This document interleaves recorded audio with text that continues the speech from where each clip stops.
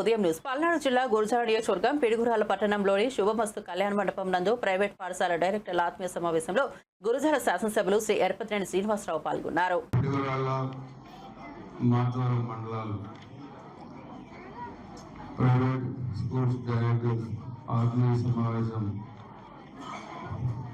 ఈ కార్యక్రమంలో పాల్గొన్న గౌరవనీయులు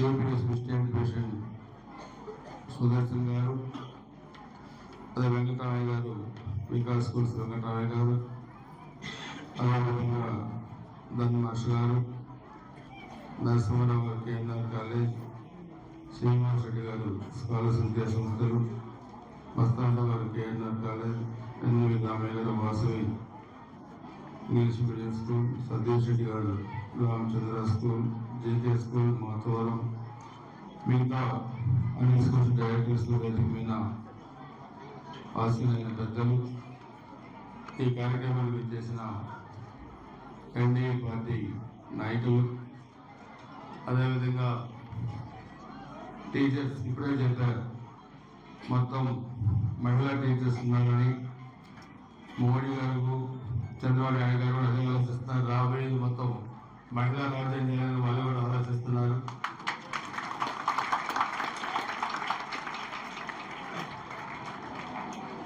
రాబోయే రోజుల్లో మగవాళ్ళు ఖర్చులు డబ్బులు అడుకోవాలన్నా మిమ్మల్ని అడుక్కునే పరిస్థితి వచ్చింది సమాజంలో.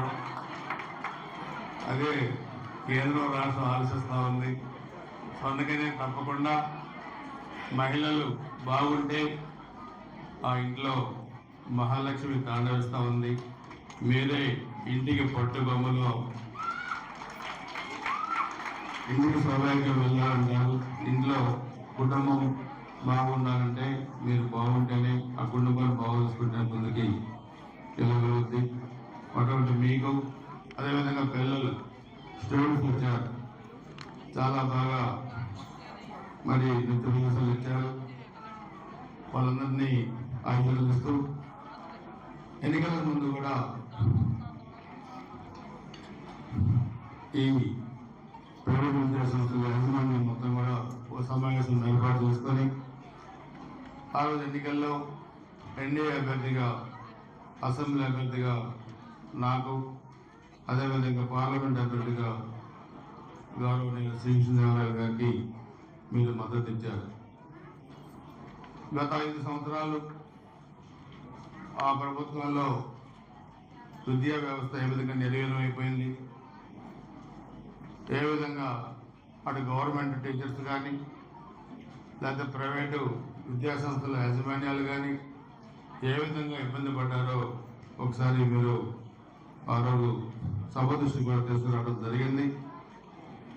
మీరు ఎదుర్కొనే సమస్యలు తప్పకుండా అధికారంలోకి వచ్చిన తర్వాత ప్రభుత్వం దృష్టికి తీసుకెళ్ళి ఎటువంటి ఇబ్బంది లేకుండా చేసి విద్యా సంస్థలు బాగా నడవాలి.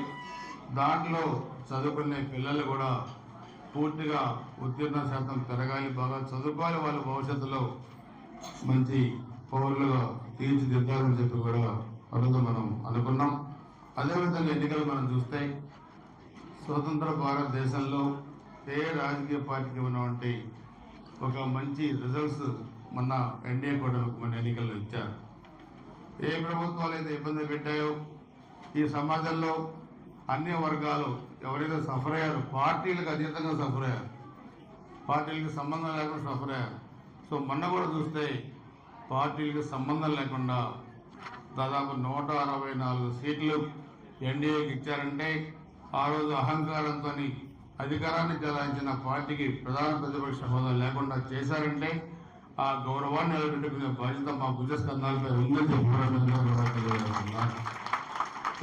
వచ్చింది కదా అని చెప్పి మనం ఎలా పడితే అలా పరిపాలన చేయడానికి వీల్లేదు.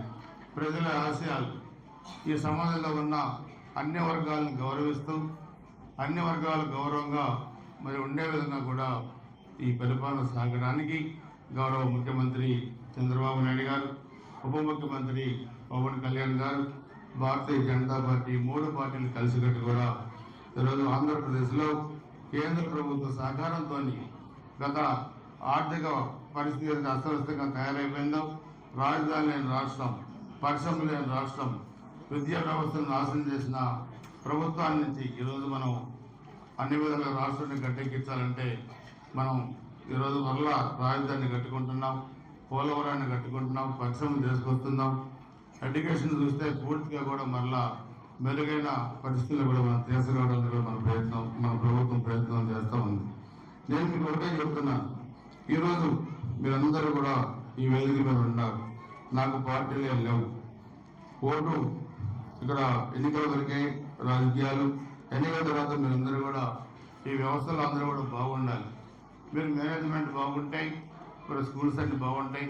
స్కూల్స్ బాగుంటే దాంట్లో పనిచేసే టీచర్స్ కానీ, మరి మిగతా ఎంప్లాయీస్ కానీ, అదేవిధంగా మరి దాంట్లో చదువుకునే పిల్లలు కూడా బాగా చదువుకుంటారు. మన పల్నాడు ప్రాంతం ముఖ్యంగా మనం చూస్తే ఒకప్పుడు ఫ్యాక్షన్లో ఉండేవి పల్నాడు.